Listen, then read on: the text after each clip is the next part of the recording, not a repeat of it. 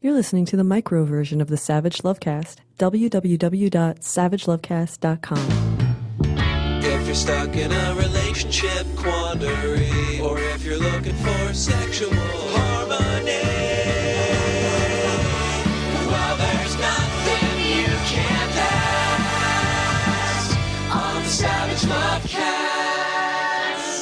Well, gee, a lot has happened since I recorded last week's intro a few days in advance. Like Colin just put it on Weekend Update. Turns out everyone you've ever heard of is a sex monster.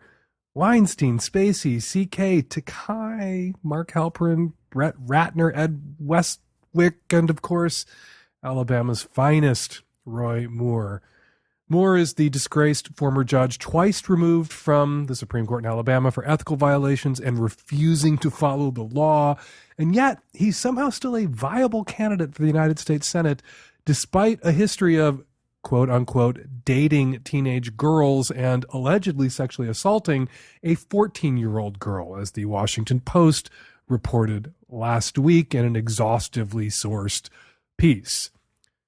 We should have really seen more coming, if you'll pardon the expression, because anyone who goes on and on and on and on and on about how gays and lesbians and trans women are a threat to children is almost certainly diddling kids themselves. Remember Pastor Ken Atkins, the Baptist minister from Georgia, who said that the victims of the Pulse nightclub massacre in Orlando were, and I quote, getting what they deserved because gay people are sick and sinful and prey on children? He was arrested a few months later for child molestation, and Pastor Atkins is in jail now, where he belongs. But Roy Moore, yeah, he's not going to jail. He's probably going to the U.S. Senate with the help of right-wing evangelical Christians, the same voting bloc, values voters as they like to style themselves, who put an admitted sexual predator in the White House. Nearly 40% of white evangelicals said they were more likely to support Roy Moore after the revelations, according to Newsweek. These are the same people who've been screaming and yelling about the non-existent threat of trans women preying on girls in public restrooms. I didn't want to bog down on Moore on the top of the show. There's really too much ground to cover here. I mean, got to talk about Louis C.K. I feel like I should talk about Louis C.K. and the cultural moment and what it all means. But you know what? Instead of listening to me rant, I think you should go and read what some smart women are saying.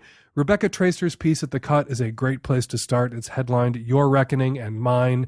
As stories about abuse, assault, and complicity come flooding out, how do we think about the culprits in our lives, including sometimes ourselves? It's a terrific piece. Everyone should read it.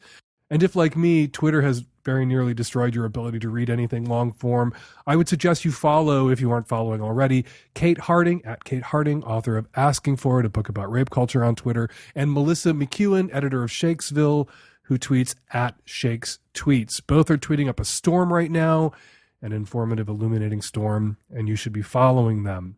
Someone else to follow on Twitter, don't know her name, but her Twitter handle is at politicmasfina, and she tweeted this over the weekend.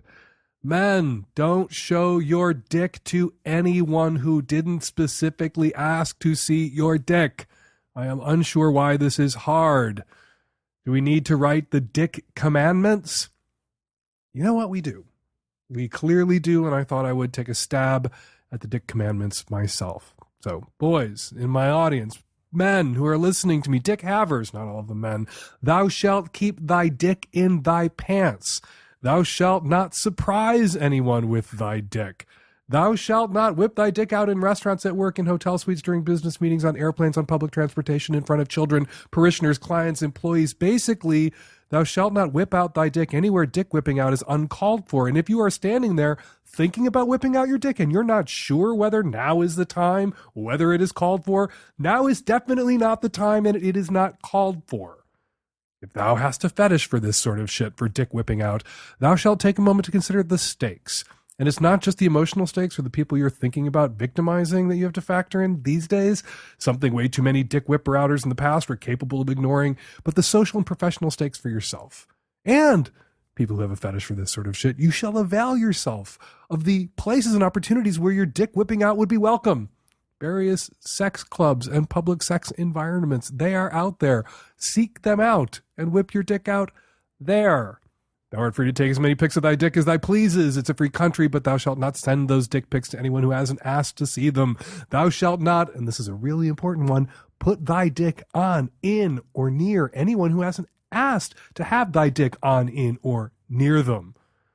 And thou shalt be conscious of the fact that women live with the near constant threat of sexual violence, so what may seem harmless or flirtatious to you, what may seem like horseplay, can be perceived very differently by women. And finally, one commandment, not assault specific, but I think legit still, and a lot of men need to hear this. Thou shalt keep thy dick clean. Seriously, if you can smell your own dick when you pull it out in the toilet to take a piss, take a fucking shower. All right, that was my stab at some dick commandments. There are lots more. Go find the thread under Politic Mas Fina's tweet, Men Don't Show Your Dick. Go look at it. There's lots of women out there with their own set of dick commandments, and I think each and every one should be obeyed. All right, coming up on today's Lovecast, we have Buck Angel here with us to tackle a question that is kind of dick specific, and tons of your questions and lots of my answers all on today's show. This episode of the Savage Lovecast is brought to you by adamandeve.com. Get 50% off one item and free shipping when you enter the offer code SAVAGE at checkout.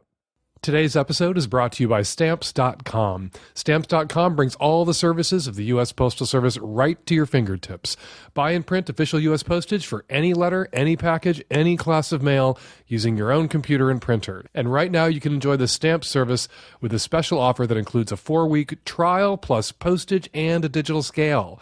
Go to Stamps.com, click on the microphone at the top of the homepage, and type in my code SAVAGE. That's Stamps.com, click the mic, enter SAVAGE. This episode of the Savage Lovecast is brought to you by Everlane, luxury basic clothing and accessories made at ethical factories without those retail markups. For free shipping and to support the Lovecast, go to everlane.com/savage. Hi, Dan. I am a 26-year-old bisexual female calling from Indiana. I just have a question about vaginal to anal, back to vaginal sex. Doing that, obviously, with the condom on and changing the condom in between to prevent bacterial infection, do that.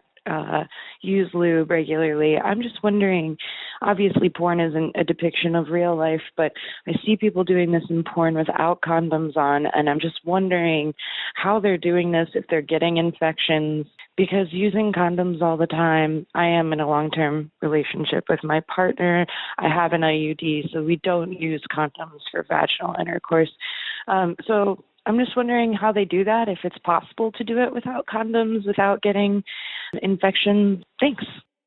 You can't go from ass to vagina and then back again without incurring some risk for the vagina haver, bacterial infection, introducing fecal matter into the vaginal canal. Very, very bad, potential serious, annoying health consequences for the woman. So the advice there is don't do it. That said, in porn, people do things that people in actual real life might not want to do. You see a lot of unprotected sex in porn. You see a lot of stunt sex in porn. You see a lot of what you describe in porn. You see a lot of ass to mouth. You see a lot of ass to front. And if the porn is produced ethically, the porn performers are mitigating those risks and taking them on themselves willingly and fully informed about the risks, and then able to monitor their health to control for those potential negative outcomes. I wouldn't recommend it to you. I wouldn't recommend it to anyone. I wouldn't recommend it to a friend of mine who might be doing porn. But it is represented in porn. Unfortunately, a lot of people watch that and then think that they should do it themselves or that it's safe to do, and it's not safe. But as with any potentially pleasurable human activity, there are going to be risks. As I like to say, people go snowboarding and slam into trees and die. People eat chicken salad because it's delicious. Undercooked, salmonella, they die. If this is something that you want to do without condoms and you are willing to shoulder the risks, you're willing to dodge those trees or to monitor your health after, or cook that chicken after or before, it's not entirely irrational to go for it. Although I don't recommend it and I don't think people should do it. And I think the health risks are more serious, perhaps more consequential than the health risks of, say, rimming a clean butthole, because you're really getting in there deep and then plunging it in and out and then popping it into the vagina. Yeah. Bad idea. If you'd like your partner to be able to go back and forth between your vagina and your ass without having to put condoms on and off, put a female condom in your ass, a receptacle condom in your ass, and he can plunge his bare cock into that condom that's in your ass and then plunge his bare cock into your vag and go back and forth that way. So much less cumbersome than pulling condoms on and off, and you will be enjoying ass to vag and back, but safely. Hey, Dan and the tech-savvy at-risk youth. I have a question about network names for internet. So I moved into my apartment building a few months ago thinking that, hey, this is a queer-friendly environment. I identify as queer, and I actually did a lease takeover from some friends who also identify along those lines. And so I was expecting this to be kind of an inclusive space. It kind of feels like a cul-de-sac where the buildings are set up.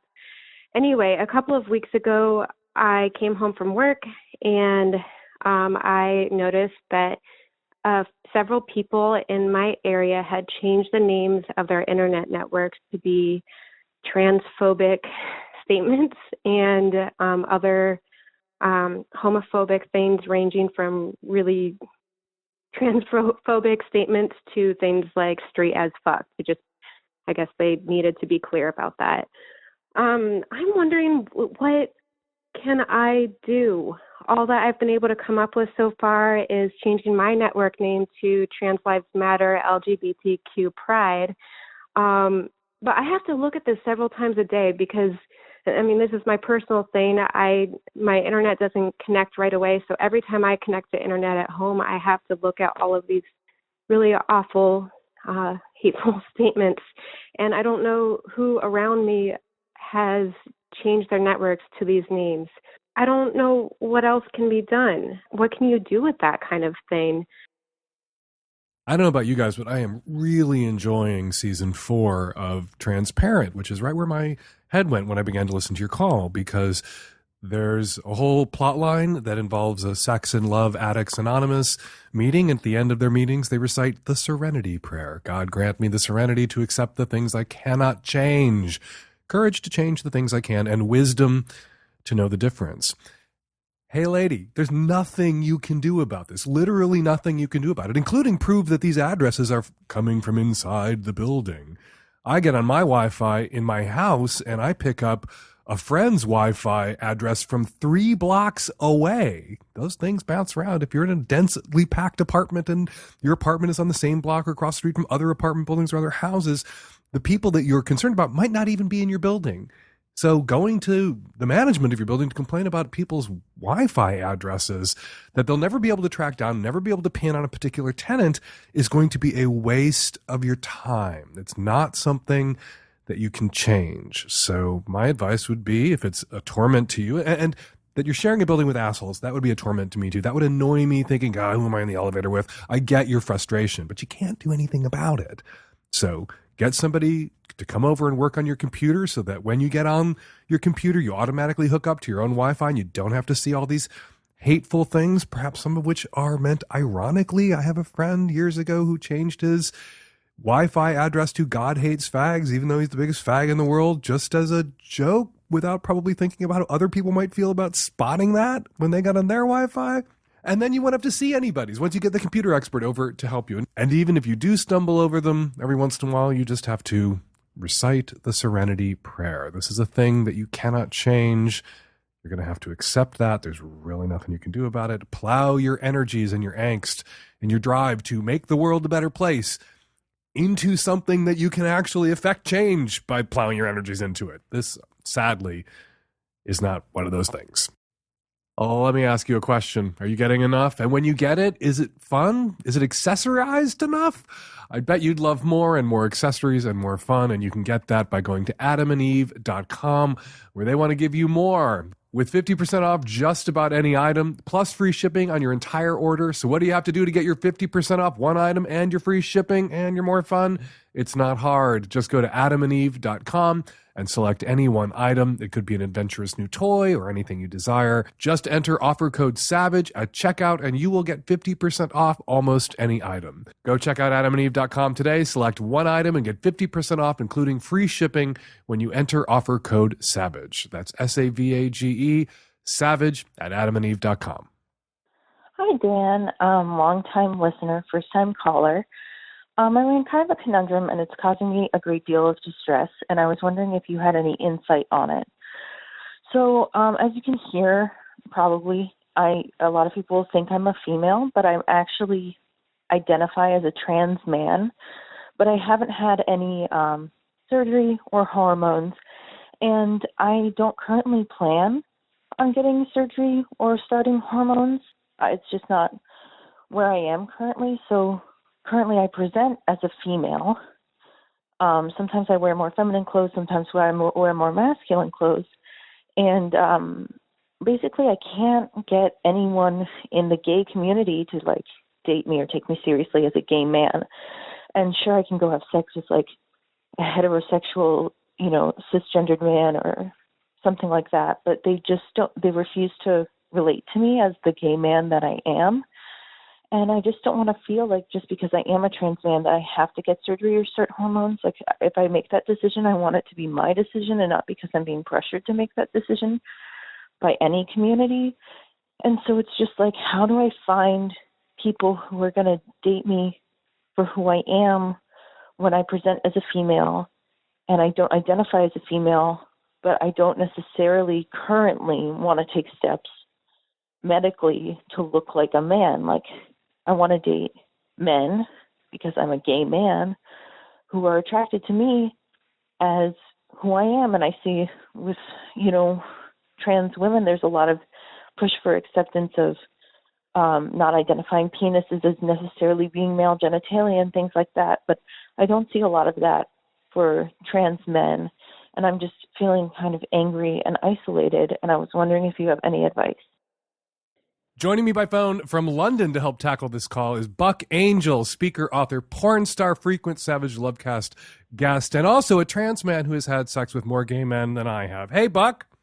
Hello, my friend, but I don't think I've had more than you, so you better stop saying that. Well, someday we'll have to get together and compare our sex diaries and get out the Ask Grabicus and figure out who's had more. All right.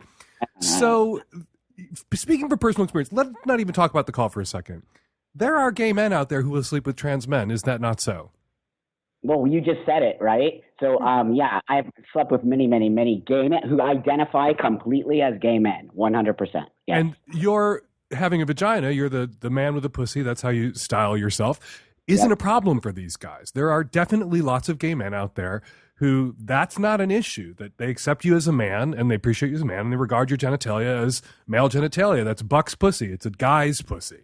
Yep, 100%. I have no problems at all. Men are so incredibly awesome with me, and I have no problems at all. Not all gay men. There are certainly gay men out there who would have to be described as phallophiles, according to some authors on the internet. Evan Urquhart at Slate says that people who have a really strong preference for puss or penis should describe themselves as vagophiles or phallophiles. So there's some gay guys out there who, they want a dick on a dude, and that's not necessarily transphobic, so long as they're respectful and kind about framing their desires in a non-negative way. Yes. But there are plenty of gay guys who'll sleep with trans men. I mean, come on. Of course there's going to be gay men who have problems with me, and those are the gay men I don't hang out with. The gay men I hang out with completely respect me as a man. We have amazing sex. Everything is fine. So, yes, there's men who are not going to be into it, just like everybody else, right? We're just like everybody else. So. All right, so now let's pivot to the caller. So,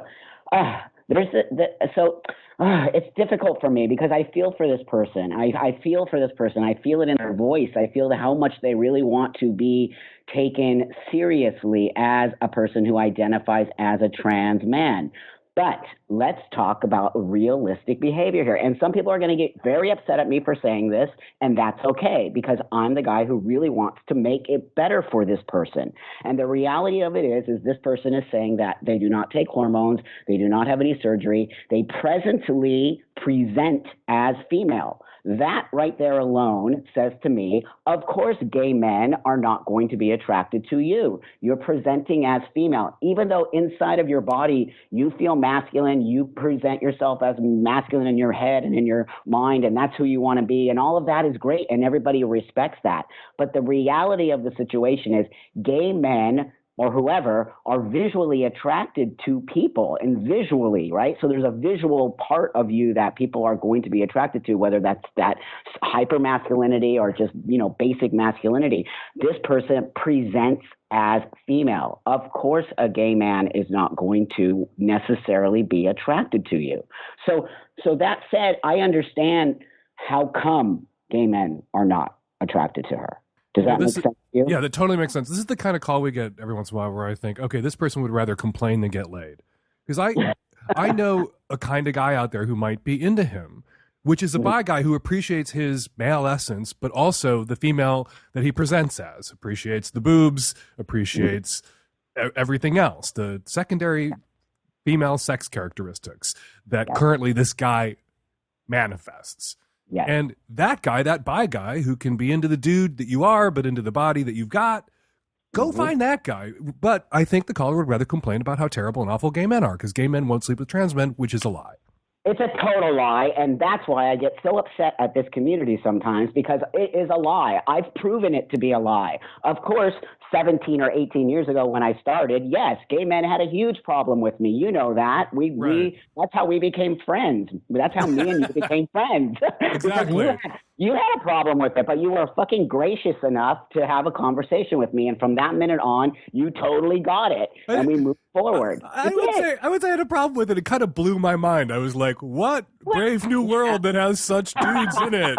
Totally. It was awesome. You were great. And I laughed about it, and we had a great time, and we cleared that up. Fast forward to today. Look, there are still guys who have a problem with me, and look how masculine I am, right? Mm-hmm. So there are going to be problems. And here's the deal with the transgender, specifically the trans male community, when this stuff starts to happen. I personally don't understand this because I come from a whole other space. I'm a transsexual. I'm not even a trans man. To me, a trans man now doesn't have anything to do with what it means to transition or any of that. It's become something totally blurring the lines. And the reality of it is that when you start to play with all these gender roles and all these sexual roles, and you start taking them out of where they've already been, you better be prepared for people to push back on you. And that's the reality that this person needs to understand, is you're pushing against what people in society have already been set to think the way it is. And we are changing that, which is great. But it takes a long time for people to understand. And this person immediately thinks they're going to say they're a trans man and they identify as a gay man, and then the whole gay community is just going to be like, yeah, no, they're far from it. They're not going to do that. And so we need to have that real talk. And I don't think that makes the gay community evil or monolithic or bad. Like, there are gay men who slept with you. I have a really good friend in his 20s who dates trans guys and doesn't make a distinction. Like, he dates guys. Some of those guys are trans. And I also gave him a call about this question, and he had a 3-word response, which is, don't do boobs. Oh my God. Like, he needs, he's fine with the vagina, but he needs all those secondary male sex characteristics that the trans guys he dates are post-op for top surgery, but he doesn't care about anything else. Right. And that's it. And he's allowed to have that. You know what I mean? Whatever he wants to do as a gay man and whatever makes him attracted, he can do. This person, you're right, is complaining without even understanding what they're complaining about. They want the whole world to just be like, okay, but they're living in a fantasy world. And this is a really bad and a big problem, because we're not coming down to this reality. And they're living not in the world, as far as I'm concerned. They're not. Because this is someone who would rather complain than get laid. Yes, exactly. I mean, many people will have sex with you, my friend, but you just have to find the person who finds you attractive, and that's that.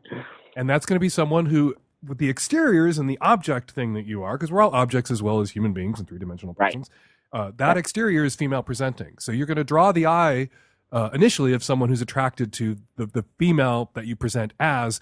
And if you go for a bi guy, that guy might be able to tap into also the man that you are. Yes, that's a really great point, by the way. That's an awesome point. So that's that. But gay guys aren't going to be able to, most of them, almost all of them aren't going to be able to go there. And that's not because that they're assholes. It doesn't prove that they're transphobic. It proves that they're men attracted to men. That is so ridiculous that they would even say transphobic. There's trans people who don't date trans people. Does that make them transphobic? That's like ridiculous behavior. Now we're getting so insanely nitty gritty about, just in deep every little crevice that we are actually not moving forward. And this is so upsetting to me that these kinds of things happen because we're not moving forward. We're moving backwards. We have to, anyway, it makes me just go crazy. Well, Buck Angel, you are a force for good and you are moving us forward. Buck Angel, speaker, author, porn star, and trans man who, again, I'm going to assert has had sex with more gay men than I have. Thank you so much for jumping on the phone. All right. Love you, my friend. Bye. Love you too. Bye. Would you buy a t-shirt for $50 if you knew it only cost $7 to make? I'm afraid to ask you, honey, husband, love of my life, that question because I think I know the answer. Look, let's just. I wouldn't buy a t-shirt that costs $7 to make for $50. He would, but with Everlane, he never has to overpay for quality clothes. Again, Everlane only makes premium essentials using the finest materials without traditional markups, and they tell you their real cost so you know you're never overpaying. And on top of that, the clothes are great.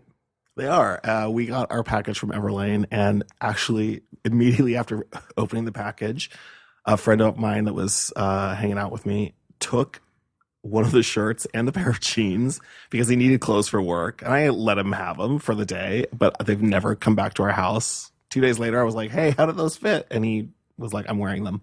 Everlane, the clothes are so great, your friends are literally going to steal them from you like our friends stole them from us. And if you want to know what you're paying for and why, Everlane is the way to go. They're radically transparent about every step in their process, from the materials they use to the ethical factories they work with.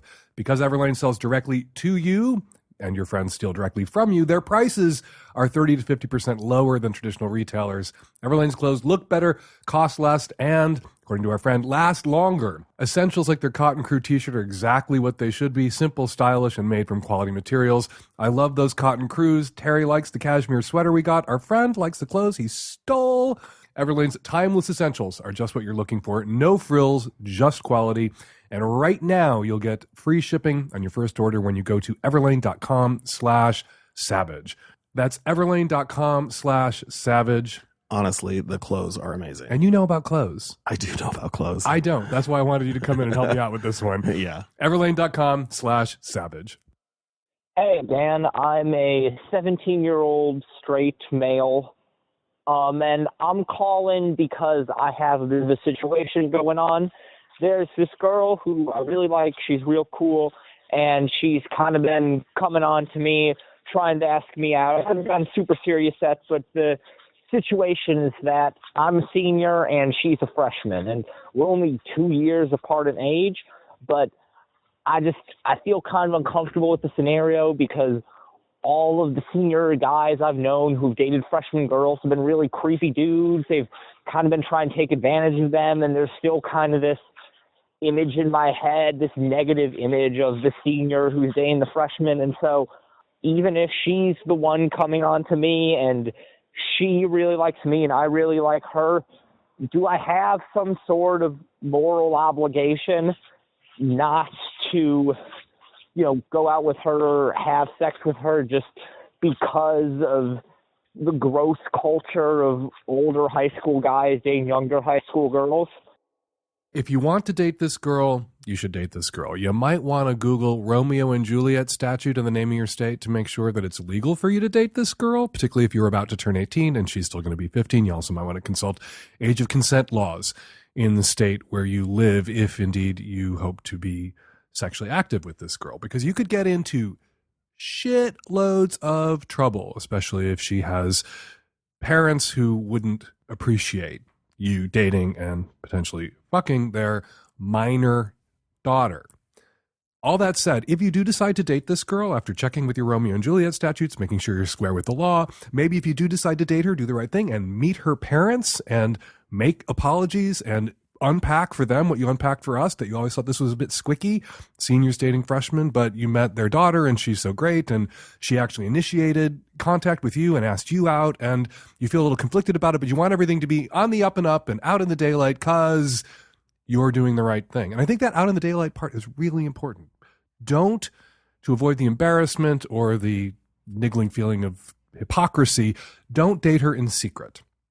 Don't tell her that you'll go out with her so long as no one knows, so long as she tells no one, to protect your own reputation or to protect yourself from the cognitive dissonance that you're experiencing now, that you are that senior dating a freshman, that person you never wanted to be. Because if you date her in secrecy, that's likely to blow up, and that's going to isolate her. Like, what if you are being manipulative, all unintentionally, because you're just young and inexperienced, maybe you weren't aware of your own sort of portion of toxic masculinity that you've internalized in this culture, and maybe you're going to be a little bit unintentionally, unconsciously shitty to her. And if she's dating you in secret and can't open up to her parents or her friends about it, or her peers or a teacher, because the only way she gets to keep seeing you is in secret, that's a problem. So if you do decide to date this girl, I'm sure she's not the only girl in your school, there are other options.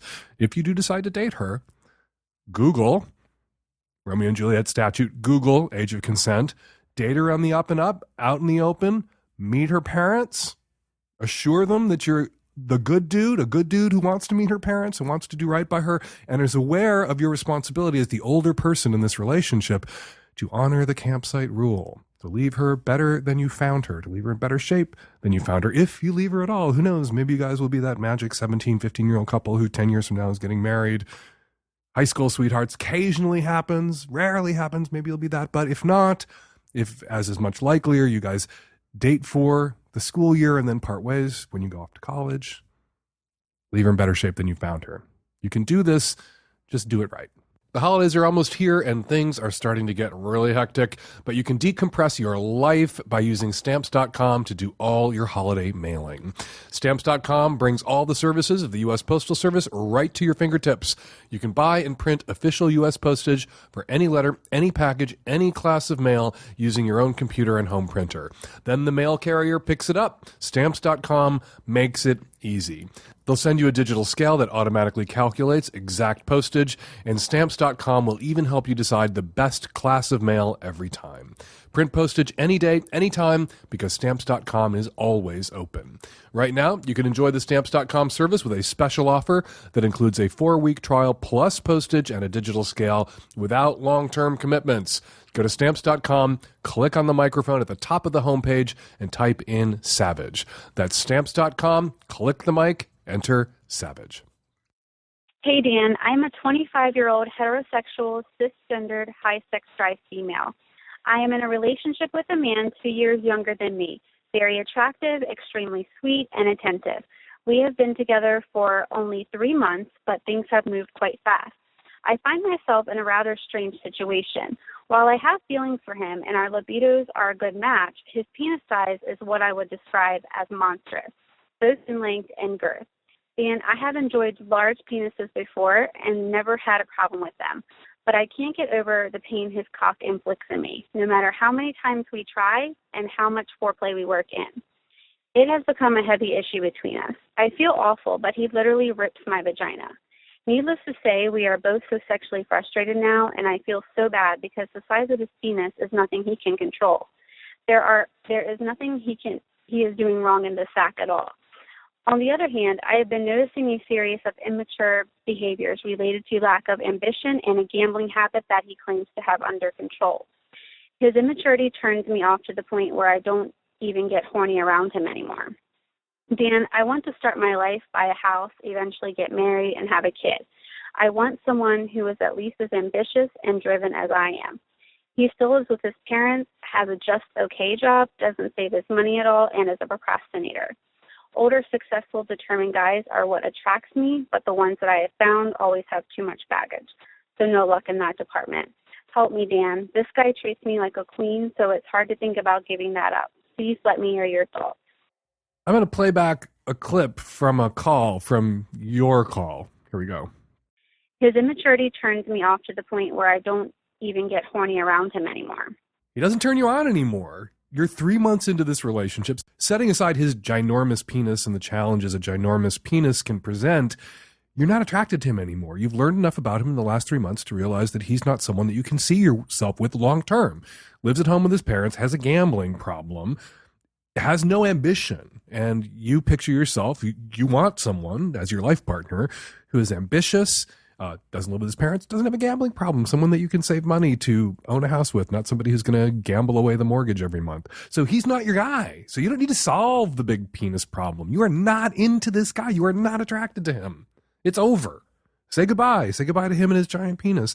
I promise you, there are ambitious dudes out there who want out of life the same shit that you want out of life, who have penises of varying sizes, and you can Goldilocks your way through all those cocks until you find the just right penis on the ambitious dude that you are horny for 3 months in. Still horny for 3 months in. You are not horny for this guy 3 months in. That is a terrible sign. So tell him it's over. Tell him thank you for the giant penis. It was fun to meet him and fun to get to know him. And maybe you guys can stick the dismount and be friends, but you're not going to be lovers. You're not going to be partners. And as a side note, as an addendum, I'm sure people think I'm about to talk about how to have sex with somebody with a giant penis. We've talked about that in the past. I might talk about that in the future.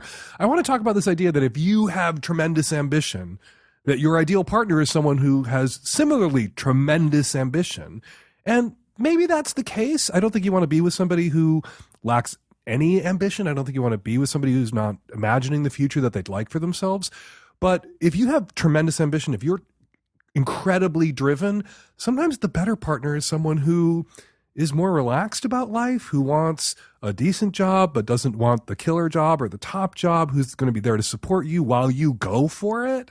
I don't think everybody's cut out for the kind of cutthroat, competitive, greasy pole climbing shit that super ambitious people are cut out for. And sometimes if there are two incredibly ambitious people in one relationship, their ambitions pull them apart. But if there's one incredibly ambitious person and one person who's a little less ambitious but more in tune with the quality of life that they want to lead and less about getting to, that 6 or 7 figure income, those two together can make a great partner. Somebody can be, you say you want kids, you say you want a home, you say you want that kind of future. What about a stay-at-home dad? What if that's someone's ambition? Some guy might come along with a reasonably sized penis who doesn't have professional ambitions like you have professional ambitions, but whose ambitions for his life might complement your professional ambitions very, very well. Don't discount that kind of guy. You don't want a freeloader, you don't want a loser, you don't want a bum, however big the dick is, but someone who loves and supports you and contributes in ways that aren't necessarily about the giant-ass paycheck or the top job. That's a different kind of ambition, and it might partner well with your particular kind of ambition. Hey, Dan, this is a 20-something calling from the Midwest. I'm just calling because my partner and I have 5 years who have been in a monogamous commitment. For the last 5 years, just entered into an open relationship.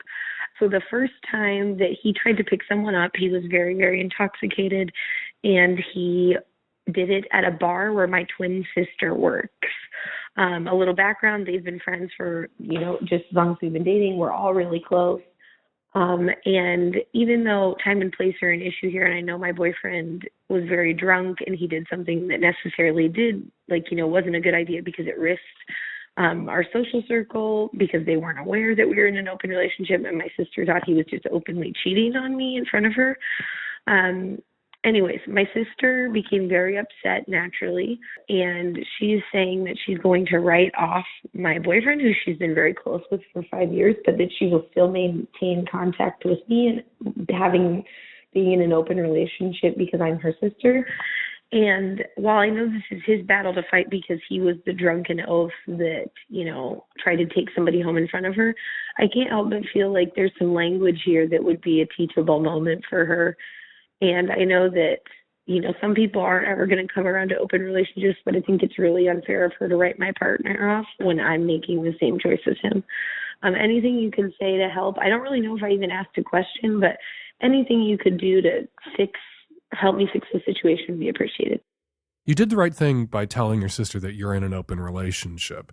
Your boyfriend did a dumb thing by getting drunk and being so inconsiderate and just fucking stupid as to pick someone up in a bar, drunk off his ass in front of his girlfriend's sister, who didn't know and didn't necessarily need to know that you two were in an open relationship. But now she needs to know. She needed to know after witnessing that, and you did the right thing by telling her. And your sister is doing the wrong thing by telling you that she will have nothing to do with your awful, terrible boyfriend. She will maintain a relationship with you, however, because she disapproves apparently of openness. And is putting all the blame and all the responsibility for your open relationship onto your boyfriend's shoulders. And what you need to say to your sister is, you are stripping me of agency here. This isn't something that is being done to me. This is a choice that we have made together. This is what I want too. And if you can't be with or have a relationship with my boyfriend of 5 years because we're in an open relationship, well, then you can't have one with me either. Because the thing that you're mad at him for, by all rights, and in fairness, you have to be mad at me for it too, because this is my choice as well. Don't let your sister compartmentalize your relationship in this way. No. That's unfair. Unfair to your boyfriend. Your boyfriend did a dumb thing. You guys had to come out to your sister. Now you are put in the position of having to stick up for your boyfriend.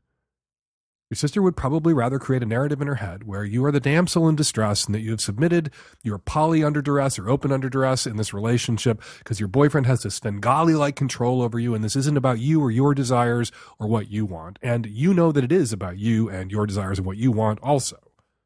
And you need to emphatically communicate that to your sister and emphatically communicate to her that she is being unfair to your boyfriend. And you are not going to let her do that. And this is about your relationship with her too. That's on the line too. You see this a lot when a couple comes out as poly or kinky, if they need to come out as kinky to their family, where the family doesn't want to see their little darling, their sister or their kid as the pervert. And so they instead regard the partner as having perverted them. That perversion was something done to that person by this evil outside force, not something that grew in that own person's heart or not something that person always wanted. Because they're so kink negative or openness negative or polyphobic or whatever. And the onus is really on the partner who's being let off the hook when that happens to climb back up on that fucking hook that your family or your sister, in your case, is trying to let you off by pinning all the blame and all the responsibility on your boyfriend. Don't let her get away with it. Hi, Dan. This is a call in response to episode 576 about the man whose boyfriend had lost his phone 8 times and also is very creative. These both sound like symptoms of ADHD or ADD. In case if you haven't looked into that already, it might be worth a shot to get him tested and hopefully get treatment to help you guys out in your relationship. Hi, I just wanted to leave a comment about the girl calling on the weed episode, talking about, which strains and stuff, what to smoke during sex so she's not falling asleep on it. I do live in a state where it is legal, so I have familiarized myself a lot with the different sativas and indicas. Definitely go with a sativa. There's a specific one out there that me and my husband have tried that is just like, whoa, wow. It's called Ghost Train. It is a sativa heavy, but it definitely helps in the bedroom. So keep an eye out for that if you can. Hope it helps. Hey, Dan, I'm calling about episode 576 in response to the lady who saw the condom dispensers in the men's room on the roadside. It has nothing to do with birth control responsibility or hetero men being, cool and taking part in, their responsibilities. It has to do with the men fucking each other in those bathrooms.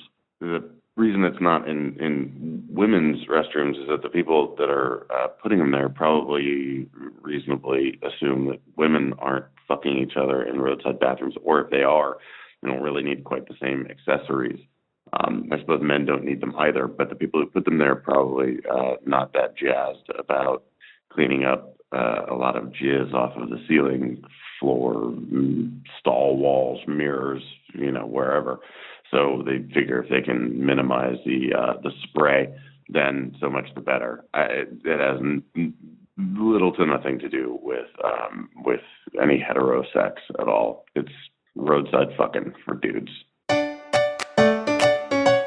And we're going to leave it there. 206-302-2064 is the number here at the Savage Lovecast. If you'd like to record a question or a comment for a future show, give us a buzz, 206-302-2064. We want to thank Time Magazine for naming the Savage Lovecast one of the 50 best podcasts in the world. Thank you very much, Time Magazine. And we're in such great company with shows like Invisibilia and Hardcore History. And it was such an honor and a surprise to read them. So thank you, Time Magazine. Follow me on Twitter at Fake Dan Savage. Follow Buck Angel on Twitter at Buck Angel. And of course, subscribe to the Magnum edition of the Savage Lovecast at savagelovecast.com. The Magnum edition is twice as long and ad-free. So if you want more Savage Lovecast with less ads, go to savagelovecast.com and subscribe. The Savage Lovecast is produced every week by Nancy Hartunian and me and the tech-savvy at-risk youth. And Nancy, we will all be back at you next week with another installment of the Savage Lovecast. Thanks for downloading.